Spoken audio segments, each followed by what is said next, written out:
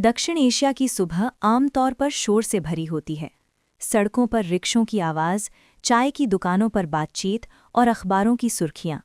लेकिन इन दिनों बांग्लादेश की सड़कों पर जो आवाज़ें सुनाई दे रही हैं, उनमें गुस्सा है, नारे हैं और तनाव है।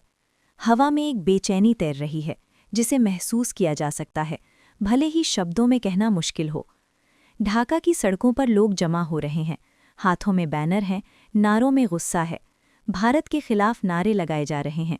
कुछ जगहों पर प्रदर्शन शांत है, तो कुछ जगहों पर हालात बेकाबू होते दिखाई दे रहे हैं। पुलिस मौजूद है, बैरिकेड लगे हैं, लेकिन भीड़ का मन अशांत है। सवाल उठता है, ये गुस्सा अचानक नहीं पनपा, इसके पीछे एक लंबा इतिहास और कई परतें हैं। भारत और बांग्लादेश का रिश्ता साधारण नहीं रहा। ये रिश्ता इतिहास, संघर्ष, सहयोग और भावनाओं से बुना हुआ है। 1971 का वो साल जब भारत ने बांग्लादेश के स्वतंत्रता संग्राम में निर्णायक भूमिका निभाई थी।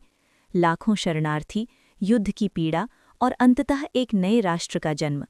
उस समय भारत को बांग्लादेश में एक मित्र के रूप में देखा गया। लेकिन समय के साथ रिश्तों में उतार चढ़ाव आते रहे।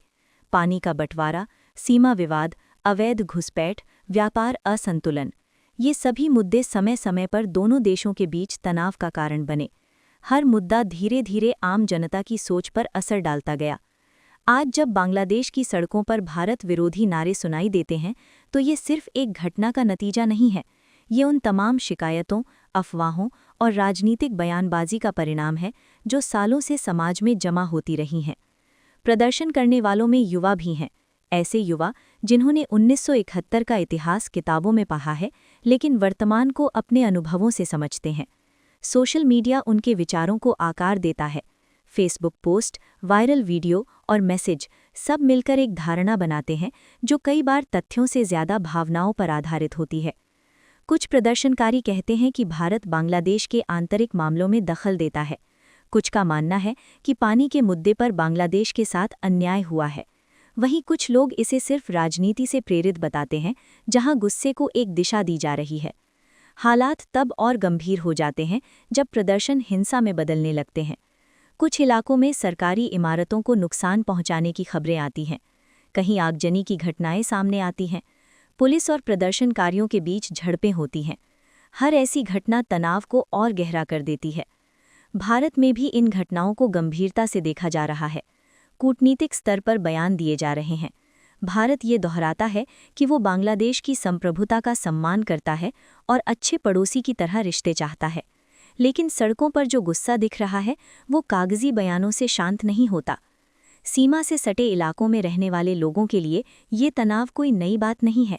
भारत बांग्लादेश सीमा दुनिया की सबसे लंबी सीमाओं में से एक है।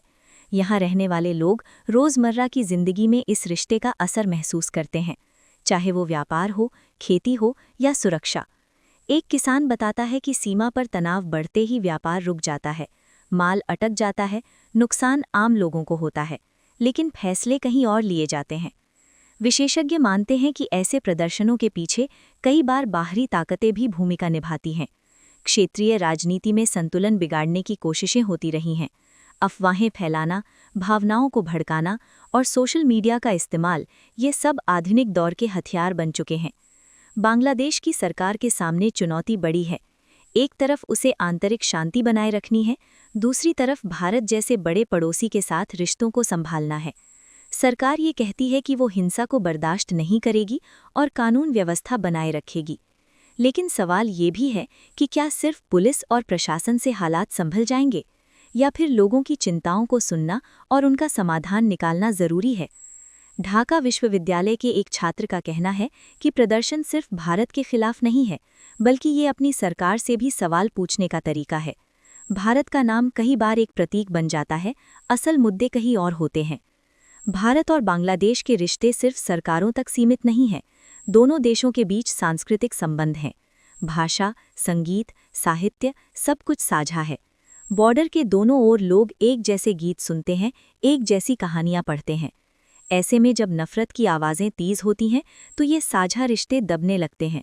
डर पैदा होता है, अविश्वास बढ़ता है, और यही अविश्वास लंबे समय में सबसे खतरनाक साबित होता है। इतिहास गवाह है कि पड़ोसी देशों के रिश्ते जितने जटिल होते हैं उतने ही संवेदनशील भी। एक गलत बयान, एक अफवाह या एक हिंसक घटना सालों की मेहनत पर पानी फेर सकती है। आज बांग्लादेश की सड़कों पर जो दृश्य दिखाई दे रहे हैं, वे सिर्फ आज की कहानी नहीं कह रहे, वे भविष्य की चेतावनी भी हैं। अगर संवाद की जगह टकराव ले ले तो नुकसान दोनों तरफ होगा। भारत और बांग्लादेश दोनों को ये समझना होगा कि स्थिरता और शांति किसी एक के हित में नहीं, बल्कि पूरे क्षेत्र के लिए जरूरी है। व्यापार, विकास और सुरक्षा सब आपस में जुड़े हैं। डॉक्यूमेंट्री के इस हिस्से में हम कोई फैसला नहीं सुना रहे, न किसी को दोषी ठहरा रहे हैं। हम सिर्फ एक सवाल छोड़ते हैं, क्या नारे और हिंसा रिश्तों को बेहतर बना सकते हैं, या फिर बातचीत और समझ ही आगे का रास्ता है? जब प्रदर्शन खत्म होंगे, जब सड़कों पर शांति लौटेगी, तब असली काम शुरू होगा। भरोसा बहाल करने का काम, सवालों के जवाब देने का काम। और ये काम आसान नहीं होगा। दक्षिण एशिया का भविष्य इस बात पर निर्भर करता है कि उसके देश अपने मतभेद कैसे सुलझाते हैं, टकराव से या संवाद से, इतिहास से लड़कर या इतिहास से सीखकर। आज बांग्लादेश की सड़कों पर उठी आवाज़ें हमें याद दिलाती हैं कि रिश्ते सिर्फ समझौतों से नहीं, भरोसे से चलते हैं, और भरोसा एक बार टूट जाए तो उसे जोड़ने में वक्त लगता है। ये कहानी अभी खत्म नहीं हुई है।